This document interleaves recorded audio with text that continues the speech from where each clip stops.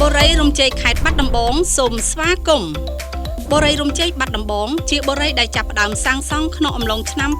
2015ដែលមានទីតាំងស្ថិតនៅចំកណ្ដាលក្រុងដោយចំណាយពេលត្រឹមតែ3នាទីប៉ុណ្ណោះពីលោកតាដំបងក្រញូងដោយសារអតិថិជនមានការគាំទ្រនិងរស់នៅមានភាពសុខសាន្តសុខសុវត្ថិភាព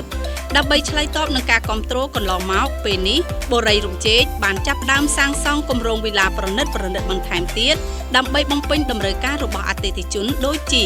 វិឡាតូលវិឡាភ្លោះវិឡាកូនកាត់និងផ្ទះអាជីវកម្មដែលមានសំណង់រឹងមាំនិងគុណភាពល្អដើម្បីឲ្យអតិថិជនងាយស្រួលជ្រើសរើសលំនៅឋានដែលលោកអ្នកពេញចិត្ត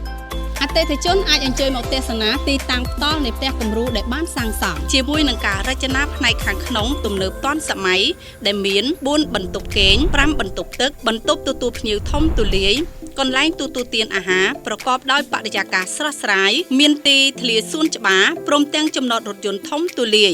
មិនតែប៉ុណ្ណោះបូរីរំជ័យមានការរៀបចំប្រព័ន្ធទឹកភ្លើងតាមស្តង់ដារបច្ចេកទេសមានផ្លូវធំទូលាយមានក្លឹបហាត់ប្រាណមានហាងកាហ្វេមានសួនច្បារអាងហែលទឹកនិងមានផ្សារនៅចំកណ្ដាលបូរីដែលមានមនុស្សម្នារស់នៅយ៉ាងច្រើនកកក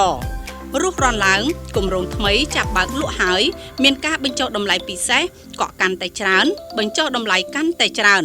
ជាមួយតម្លៃចាប់ពី